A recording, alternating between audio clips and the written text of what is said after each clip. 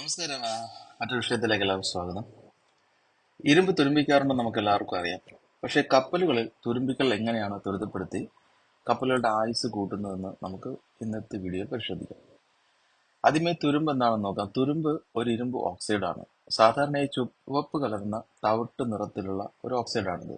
ഇരുമ്പിന്റെയും ഓക്സിജന്റെയും പ്രവർത്തനം മൂലം ജലത്തിന്റെയോ വായുവിന്റെയോ ഈർപ്പത്തിന്റെയോ ഉത്തേജക സാന്നിധ്യത്തിൽ രൂപം കൊള്ളുന്ന ഒന്നാണ് തുരുമ്പ്. തുരുമ്പിൽ ഹൈഡ്രൈസ് അയോൺ ഓക്സൈഡുകൾ, ഇരുമ്പ് ഓക്സൈഡ്, ഹൈഡ്രോക്സൈഡ് എന്നിവയാണ് അടങ്ങിയിരിക്കുന്നത്. ഈ രാസവസ്തുക്കളാണ് തുരുമ്പിന് കാരണമാകുന്നത്. ഒരു കൃത്യമായ സമയപരിധിയിൽ വെള്ളത്തിന്റെയും ഓക്സിജന്റെയും സാന്നിധ്യത്തിൽ ഏത് ഇരുമ്പ് പിണ്ഡവും ഒടുവിൽ പൂർണ്ണമായും തുരുമ്പായി മാറും. ഉപരിതല തുരുമ്പ് സാധാരണയായി അടരുകളുള്ളതും പൊട്ടുന്നതുമാണ്. മറ്റൊരു തരത്തിൽ പറഞ്ഞാൽ മൂലക ഇരുമ്പിന്റെയും സ്റ്റീൽ പോലുള്ള ലോഹ സങ്കരങ്ങളുടെയും നാശത്തിന് പൊതുവായി വിളിക്കുന്ന പദമാണ് തുരുമ്പ്. മറ്റ് പല ലോഹങ്ങളും സമാനമായ നാശത്തിന് വിധേയമാകാറുണ്ട്. എന്നാൽ തൽഫലമായി ഉണ്ടാകുന്ന ഓക്സൈഡുകളെ സാധാരണയായി തുരുമ്പെന്ന് നമ്മൾ വിളിക്കാറില്ല. തുരുമ്പിന്റെ പല രൂപങ്ങളും ദൃശ്യപരമായും സ്പെക്ട്രോസ്കോപ്പി വഴിയും തിരിച്ചറിയാൻ സാധിക്കും. കൂടാതെ വ്യത്യസ്ത ഭൗതിക സാഹചര്യങ്ങളിൽ ഇത് രൂപം കൊള്ളുകയും ചെയ്യും. ഓക്സിജൻ ലഭിക്കാത്ത അന്തരീക്ഷത്തിൽ ഇരുമ്പും ക്ലോറൈഡും തമ്മിലുള്ള പ്രതിപ്രവർത്തനത്തിന്റെ ഫലമായും തുരുമ്പ് രൂപപ്പെടുന്നു. തുരുമ്പെടുക്കൽ ഇരുമ്പിന്റെ ഒരു നെഗറ്റീവ് വശമാണ്. എങ്കിലും സ്റ്റേബിൾ റസ്റ്റ് എന്നറിയപ്പെടുന്ന ഒരു പ്രത്യേക തരത്തിലുള്ള തുരുമ്പ് വസ്തുവിന് മുകളിൽ ഒരു ആവരണം ഉണ്ടാക്കുന്നു. ഈ കുറഞ്ഞ ആപേക്ഷിക ആർദ്രതയിൽ സൂക്ഷിക്കുകയാണെങ്കിൽ ഇത് സ്ഥിരതയുള്ള ഒരു പാളിയായി താഴെയുള്ള ഉരുമ്പിനെ സംരക്ഷിക്കുകയും ചെയ്യാറുണ്ട്. കൂടുതൽ വിശദമായി പരിശോധിച്ചാൽ ഇരുമ്പിന്റെ ഓക്സൈഡുകളുടെയും ഹൈഡ്രോക്സൈഡുകളുടെയും ഒരു സമുച്ചയമാണ് തുരുമ്പ്. ഇരുമ്പ് അടങ്ങിയ ചില ലോഹ സങ്കരങ്ങളിൽ ദീർഘനേരം ഓക്സിജനും ഈർപ്പവും തുറന്നു കാട്ടുമ്പോഴാണ് ഇത് സംഭവിക്കുന്നത്. കാലക്രമേണ ഓക്സിജൻ ലോഹവുമായി കൂടിച്ചേർന്ന് തുരുമ്പെന്ന് വിളിക്കപ്പെടുന്ന പ്രക്രിയയിൽ പുതിയ സംയുക്തങ്ങൾ രൂപപ്പെടുന്നു. ഇരുമ്പിനൊപ്പം പ്രത്യേകമായി സംഭവിക്കുന്ന ഈ ഓക്സിഡേഷൻ പ്രതികരണമാണ് തുരുമ്പെന്നും പറയാം. തുരുമ്പെടുക്കൽ പ്രക്രിയയുടെ പ്രധാന ഉത്തേജനം വെള്ളമാണ്. ഇരുമ്പിന്റെയോ ഉരുക്കിന്റെയോ ഘടനകൾ ഖരരൂപത്തിലുള്ളതായി നമുക്ക് തോന്നാം. പക്ഷേ ജലതന്മാത്രകൾക്ക് സൂക്ഷ്മമായ കുഴികളിലേക്കും വിള്ളലുകളിലേക്കും തുളച്ചു കയറാൻ കഴിയുന്ന രീതിയിലാണ് ഇതിന്റെ തന്മാത്രാ ഘടന. ജലതന്മാത്രകളിൽ അടങ്ങിയിരിക്കുന്ന ഹൈഡ്രജൻ ആറ്റങ്ങൾ മറ്റ് മൂലകങ്ങളുമായി കൂടിച്ചേർന്ന് ആസിഡുകൾ ഉണ്ടാക്കുന്നു. ഇതൊടുവിൽ കൂടുതൽ ലോഹ ഭാഗങ്ങളിലേക്ക് പരക്കുന്നു. ഉപ്പുവെള്ളത്തിന്റെ കാര്യത്തിലെന്ന പോലെ ക്ലോറൈഡ് അയോണുകൾ ഉണ്ടെങ്കിൽ നാശം കൂടുതൽ വേഗത്തിൽ സംഭവിക്കാൻ സാധ്യതയുണ്ട്. അതേസമയം ഓക്സിജൻ ആറ്റങ്ങൾ ലോഹ ആറ്റങ്ങളുമായി സംയോജിച്ച് വിനാശകരമായ ഓക്സൈഡ് സംയുക്തം ഉണ്ടാക്കുന്നു. ഈ ഇരുമ്പ് സംയുക്തങ്ങൾ പൊട്ടുന്നതും തകരുന്നതുമാണ്. കൂടാതെ ശക്തമായ ലോഹ ഇരുമ്പിനെ മാറ്റിസ്ഥാപിക്കുകയും അതിന്റെ ശക്തി കുറയ്ക്കുകയും ചെയ്യുന്നു. ഇരുമ്പ് വെള്ളവും ഓക്സിജനുമായി സമ്പർക്കം പുലർത്തുമ്പോൾ അത് തുരുമ്പെടുക്കുന്നു. ഉപ്പ് ഉണ്ടെങ്കിൽ, ഉദാഹരണത്തിന് കടൽ വെള്ളത്തിലെ ഉപ്പ് സ്പ്രേയിലോ രാസപ്രവർത്തനങ്ങളുടെ ഫലമായി ഇരുമ്പ് കൂടുതൽ വേഗത്തിൽ തുരുമ്പെടുക്കുന്നു. അപ്പോൾ സ്വാഭാവികമായും നമുക്കുണ്ടാകുന്ന ഒരു സംശയമാണ് കപ്പലുകളും മറ്റ് മത്സ്യബന്ധന ബോട്ടുകളും തുരുമ്പിക്കില്ലേ എന്നത്. തീർച്ചയായും ഷിപ്പിംഗ് വ്യവസായം ഉൾപ്പെടെ ലോഹവുമായി പ്രവർത്തിക്കുന്ന ഏതൊരു വ്യവസായത്തിനും ഇരുമ്പിന്റെ നാശം അഥവാ തുരുമ്പ് പ്രധാന പ്രശ്നമാണ്. ഉയർന്ന ഉപ്പും ഈർപ്പവും ഉള്ള കഠിനമായ സമുദ്ര കാലാവസ്ഥ കപ്പലുകളെ തുരുമ്പിൽ വിധേയമാക്കുന്നു. ശ്രദ്ധിക്കാതെ വിടുകയാണെങ്കിൽ ഇത് കപ്പലിന്റെ നിർമ്മാണത്തെ ദുർബലപ്പെടുത്തുകയും സുരക്ഷാ പ്രശ്നങ്ങൾ ഉയർത്തുകയും ചെലവേറിയ അറ്റകുറ്റപ്പണികൾക്ക് ആവശ്യമായി വരികയും ചെയ്യും. ലോഹങ്ങളോടൊപ്പം സംഭവിക്കുന്ന ഒരു പ്രക്രിയയാണല്ലോ തുരുമ്പെന്നത്. കടലിൽ അവയുടെ ഏറ്റവും താഴ്ന്ന ഊർജാവസ്ഥയിലേക്ക് നീങ്ങുകയും ഇത് പരിസ്ഥിതിയും ലോഹവും തമ്മിലുള്ള പെട്ടെന്ന് പ്രതികരണത്തിന് കാരണമാവുകയും ചെയ്യും. അതിനാൽ അതിന്റെ ഗുണനിലവാരം കുറഞ്ഞ് വളരെ വേഗം തുരുമ്പിന്റെ വക്കലെത്തും. കൊറോഷൻ എന്നത് ലാറ്റിൻ പദമായ കൊറോഡെറെ എന്നതിൽ നിന്നാണ് ഉരുത്തിരിഞ്ഞത്. അതിനർത്ഥം കർഷണങ്ങളായി കടിക്കുക എന്നാണ്. മറൈൻ അല്ലെങ്കിൽ ഷിപ്പിംഗ് മേഖലയുടെ കാര്യത്തിൽ കുറഞ്ഞ ചിലവ്, മെക്കാനിക്കൽ ശക്തി, ഫാബ്രിക്കേഷനിൽ ലാളിത്യം എന്നിവ കാരണം കപ്പലുകളുടെ നിർമ്മാണത്തിന് ഏറ്റവും കൂടുതൽ അനുയോജ്യമായ ലോഹമാണ് മൈൽസ്റ്റോൺ. എന്നിരുന്നാലും കടലിലെ ഉപ്പുവെള്ളവുമായി സമ്പർക്കം പുലർത്തുന്നതിനാൽ ഇത് വളരെ എളുപ്പത്തിൽ നശിക്കുന്നതാണ് ഇതിന്റെ പോരായ്മ. രണ്ടാമതായി ഇത് ശരിയായി സംരക്ഷിച്ചില്ലെങ്കിൽ അതിന്റെ ശക്തി വളരെ ദുർബലപ്പെട്ട് പെട്ടെന്ന് തന്നെ ഘടനാപരമായ പരാജയത്തിലേക്ക് നയിച്ചേക്കാം. കപ്പൽ കടൽത്തീരത്ത് ആയിരിക്കുമ്പോൾ കോട്ടിംഗ് നന്നാക്കുക എന്നതാണ് ഇത് തടയാനുള്ള ഒരു മാർഗമെങ്കിലും ഇതിന് ആദ്യത്തെ കോട്ടിങ്ങിന്റെ വിലയുടെ 100 മടങ്ങ് ചിലവാകും. കൂടാതെ നാക് ഇന്റർനാഷണലിന്റെ അഭിപ്രായത്തിൽ ലോകമെമ്പാടുമുള്ള സമുദ്രമേഖലയിലെ മൊത്തം കപ്പൽ നാശത്തിന്റെ ചെലവ് പ്രതിവർഷം $50 മുതൽ $80 ബില്യൺ വരെയാണ്. കപ്പൽ രൂപകൽപ്പന മെച്ചപ്പെടുത്തുക എന്നതാണ് ഇതിന് മറ്റൊരു പരിഹാര മാർഗം. കപ്പൽ ഡിസൈനർമാരും ഓപ്പറേറ്റർമാരും കപ്പലുകളുടെ ആയുസ് വർദ്ധിപ്പിക്കാനും അവയെ സുരക്ഷിതമായി നിലനിർത്താനും തുരുമ്പെടുക്കൽ കുറയ്ക്കാൻ പരിശ്രമിക്കുന്നു. ഏതാനും ഡിസൈൻ സവിശേഷതകൾ കപ്പലിന്റെ സജീവമായ സേവനകാലത്ത് തുരുമ്പിലൂടെയുള്ള നാശത്തിന്റെ തോത് കുറയ്ക്കാനും പരിപാലന ചെലവ് കുറയ്ക്കാനും സാധിക്കും.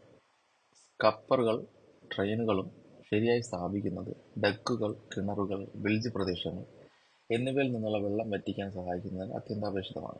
ഇത് തുരുമ്പിക്കൽ പ്രക്രിയയ്ക്കുള്ള നേരിട്ടുള്ള കാരണങ്ങൾ ഇല്ലാതാക്കുന്നു. ഗാൽവാനിക് നാശം കുറയ്ക്കുന്നതിന് വ്യത്യസ്ത ലോഹങ്ങൾ പരസ്പരം അടുത്ത് സ്ഥാപിച്ചിരിക്കുന്ന സ്ഥലങ്ങളിൽ ഇൻസുലേഷൻ സ്ഥാപിക്കണം.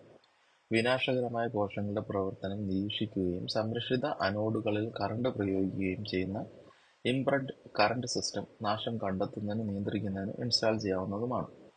താപനില മാറുന്ന സ്ഥലങ്ങളിൽ താപക്ഷീണം തടയാൻ ഇൻസുലേഷൻ ആവശ്യമാണ്. സ്ലൈഡിംഗ് പാതകൾ ഉപയോഗിച്ച് ടർബൈൻ മെഷീനറി ഘടിപ്പിക്കുന്ന പോലുള്ള ആന്റി വൈബ്രേഷൻ രീതികൾ ലോഹക്ഷീണം കുറയ്ക്കാൻ കഴിയും.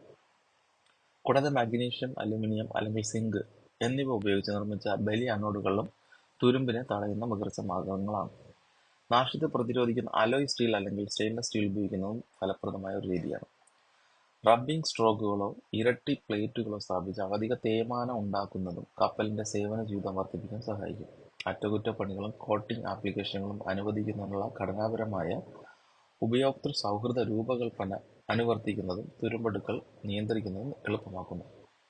നിർമ്മാണ ഘട്ടത്തിൽ ഡിസൈൻ സവിശേഷതകൾ ഉൾപ്പെടുത്തുന്നതും പണി ചെലവ് ഗണ്യമായി കുറയ്ക്കുന്നതിന് തുരുമ്പിനെ നിയന്ത്രിക്കുകയും ചെയ്യുന്നു.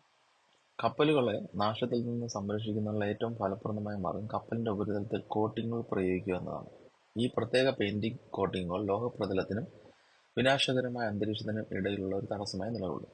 കപ്പലിന്റെ പുറംചട്ടയും ഓപ്പൺ ഡെക്കും ജലവുമായും കൂടുതൽ അന്തരീക്ഷവുമായി നിരന്തരം സമ്പർക്കം പുലർത്തുന്നതിനാൽ ഈ അധിക സംരക്ഷണ പാളി ഈർപ്പവും ഉപ്പും ലോഹപ്രതലവുമായി സമ്പർക്കം പുലർത്തുന്നതിന് തടയുകയും നാശത്തിന്റെ സാധ്യത കുറയ്ക്കുകയും ചെയ്യുന്നു. ഹൾ പെയിന്റിംഗ് കോട്ടിങ്ങുകൾ ആൽഗകളും മോൾസ്കുകളും പോലുള്ള കടൽ ജീവികളെ തടയുന്നു. ഇത് ലോഹത്തിന്റെ കടൽ വെള്ളത്തിലേക്ക് തുറന്നുകാട്ടുകയും നാശത്തിന്റെ തോത് വർദ്ധിപ്പിക്കുകയും ചെയ്യുന്നതാണ്. ഹല്ലിന് മുകളിലുള്ള വലിച്ചു നീട്ടലും പ്രതിരോധവും കുറയ്ക്കുന്നതിന് അവ മിനുസമാർന്ന ഹൾ പ്രതലവും നൽകുന്നു. അതുവഴി ഇന്ധനക്ഷമത വർദ്ധിപ്പിക്കുകയും ചെയ്യുന്നു. എപ്പോക്സി, പോളിയൂറിൻ, സിങ്ക് സംരക്ഷണമായ കോട്ടിങ്ങുകൾ എന്നിവയാണ് ഏറ്റവും സാധാരണ രീതിയിൽ കാണുന്ന കോട്ടിങ്ങുകൾ. എപ്പോക്സി കോട്ടിങ്ങുകൾ ജനപ്രിയമാണ് കാരണം അവ വെള്ളത്തിനും രാസവസ്തുക്കൾക്കും ഉയർന്ന പ്രതിരോധ ശേഷിയുള്ളതും ലോഹപ്രതലങ്ങളിൽ മികച്ച അഡീഷൻ നൽകുന്നവയുമാണ്. പോളിയൂറിൻ കോട്ടിങ്ങുകളും സാധാരണയായി ഉപയോഗിക്കാറുണ്ട് കാരണം അവ കഠിനമായ സാഹചര്യങ്ങളെ നേരിടാൻ കഴിയുന്ന കഠിനവും മോടിയുള്ളതുമായ ഫിനിഷ് നൽകുന്നു. സിങ്ക് സംരക്ഷണമായ കോട്ടിങ്ങുകൾ പ്രത്യേകിച്ചും ഫലപ്രദമാണ് കാരണം അവയിൽ ഉയർന്ന ശതമാനം സിങ്ക് അടങ്ങിയിട്ടുണ്ട്. ഇത് ലോഹപ്രതലത്തെ നാശത്തിൽ നിന്ന് സംരക്ഷിക്കുന്നതിനുള്ള ഒരു ത്യാഗ അനോഡായി പ്രവർത്തിക്കുന്നു. കാത്തോഡിക് സംരക്ഷണം. ത്യാഗപരമായ അനോഡുകളുടെ ഉപയോഗം ഉൾപ്പെടുന്ന ഒരു രീതിയാണ് കാത്തോഡിക് സംരക്ഷണം. പേര് സൂചിപ്പിക്കുന്ന പോലെ തന്നെ സംരക്ഷിത ലോഹത്തേക്കാൾ കൂടുതൽ അനോഡിക്കുള്ള ലോഹങ്ങളിൽ നിന്നാണ് ബലി അനോഡുകൾ നിർമ്മിക്കുന്നത്. ഇത് കപ്പലിന്റെ ലോഹത്തിന് പകരം തുരുമ്പെടുക്കുന്നു, അതായത് ബലിയർപ്പിക്കുന്നു. അതുവഴി കപ്പലിനെ തുരുമ്പികളിൽ നിന്ന് സംരക്ഷിക്കുകയാണ്. രണ്ട് തരത്തിലുള്ള കാത്തോഡിക് സംരക്ഷണമുണ്ട്. ഒന്ന് ഗാൽവാനിക്, മറ്റൊന്ന് ഇംപ്രസ്ഡ് കറന്റ്. ഗാൽവാനിക് കാത്തോഡിക് സംരക്ഷണം സംരക്ഷിക്കപ്പെടുന്ന ലോഹവുമായി ബന്ധിപ്പിച്ചിരിക്കുന്ന ബലി അനോഡുകളുടെ ഉപയോഗമാണ്. അനോഡുകൾ തുരുമ്പെടുക്കുമ്പോൾ അവ ഇലക്ട്രോണുകൾ പുറത്തുവിടുന്നു. അത് ലോഹത്തിലേക്ക് ഒഴുകുകയും നാശത്തെ തടയുകയും ചെയ്യുന്നു. ഇംപ്രസ്ഡ് കറന്റ് കാത്തോഡിക് സംരക്ഷണം മറിച്ച് ലോഹപ്രതലത്തെ സംരക്ഷിക്കാൻ ആവശ്യമായ ഇലക്ട്രോണുകൾ നൽകുന്നതിന് ഒരു ബാഹ്യ പവർ സ്രോതസ്സായി ഉപയോഗിക്കുകയാണ്. രണ്ട് തരത്തിലുള്ള കാത്തോഡിക് സംരക്ഷണവും കപ്പലുകളെ നാശത്തിൽ നിന്ന് സംരക്ഷിക്കുന്നതിൽ ഫലപ്രദമാണ്. ഇംപ്രസ്ഡ് കറന്റ് കാത്തോഡിക് സംരക്ഷണം സാധാരണയായി വലിയ ഉപരിതല പ്രദേശങ്ങൾ മറയ്ക്കുന്നതിന് മുൻഗണന നൽകുന്നതാണ്. കപ്പലിന്റെ പ്രത്യേക ആവശ്യങ്ങൾ നിറവേറ്റുന്നതിനായാണ് ഈ രീതി ഉപയോഗിക്കുന്നത്. ചെറിയ പ്രദേശങ്ങളിലോ കടൽ ജലം കൊണ്ടുപോകുന്നതോ ഉപയോഗിക്കുന്നതോ ആയ യന്ത്രങ്ങളിലോ ബലി അനോഡുകളാണ് ഉപയോഗിക്കുന്നത്. മറ്റൊരു ആന്റി കൊറോഷൻ മെത്തേഡാണ് കൊറോഷൻ ഇൻഹിബിറ്ററുകൾ. ലോഹത്തിന്റെ ഉപരിതലത്തിൽ പ്രയോഗിക്കുന്ന ഒരു രാസ സംയുക്തമാണ് ഇത്. ഇതൊരു പ്രതിരോധ രീതി എന്നതിനേക്കാളുപരി ലോഹമോ അലോയ് പോലെയുള്ള വസ്തുക്കളിൽ കൊറോഷൻ ഇൻഹിബിറ്ററുകൾ തുരുമ്പെടുക്കുന്നതിന്റെ നിരക്ക് കുറയ്ക്കുകയാണ് ചെയ്യുന്നത്. തുരുമ്പെടുക്കൽ തടയുന്നതിനോ നിയന്ത്രിക്കുന്നതിനോ ഉള്ള ചെലവ് കുറഞ്ഞ ഒരു മാർഗമായിട്ടാണ് ഇത് കാണുന്നത്. കാരണം കൊറോഷൻ ഇൻഹിബിറ്റർ ഉപയോഗിക്കുന്നതിലൂടെ കപ്പലുകളിലെ മലിനീകരണം മൂലമുള്ള നഷ്ടത്തിന്റെ തോത് 35% വരെ കുറയ്ക്കാമെന്നതാണ് കണക്ക്. കഠിനമായ അന്തരീക്ഷത്തിൽ സ്റ്റീൽ, അലോയ് എന്നിവ ഒഴികെയുള്ള വില കുറഞ്ഞ ലോഹങ്ങൾ ഉപയോഗിക്കുന്നു എന്നതാണ് കൊറോഷൻ ഇൻഹിബിറ്ററുകളുടെ പ്രധാന നേട്ടം. കൊറോഷൻ ഇൻഹിബിറ്റർ രാസവസ്തുക്കൾ ഒരിക്കൽ പ്രയോഗിച്ചാൽ അവയ്ക്ക് നിശ്ചിത പ്രായത്തേക്കാൾ കൂടുതൽ സമയം പ്രവർത്തിക്കാൻ കഴിയുമെന്നതും ഇവയുടെ മെച്ചമാണ്. അനോഡിക് സംരക്ഷണം. നാശം തടയാൻ ഉപയോഗിക്കുന്ന മറ്റൊരു രീതിയാണ് അനോഡിക് സംരക്ഷണം എന്നത്. എന്നിരുന്നാലും ഷിപ്പിംഗ് വ്യവസായത്തിൽ ഇത് സാധാരണ ഉപയോഗിക്കാറില്ല, കാരണം അവയ്ക്ക് നിരന്തരമായ ഒരു വൈദ്യുത സ്രോതസ് ആവശ്യമാണ്. ഇതൊരു ബ്ലാക്ക് ഔട്ടിന്റെ കാര്യത്തിൽ നിലനിർത്തുന്നത് വെല്ലുവിളിയാകും എന്നതുകൊണ്ടാണ് അനോഡിക് സംരക്ഷണം അത്ര കണ്ട് ഉപയോഗിക്കാത്തത്. മറ്റൊരു വിഷയമായി വീണ്ടും കാണാം. വീഡിയോ കണ്ടതിന് നന്ദി.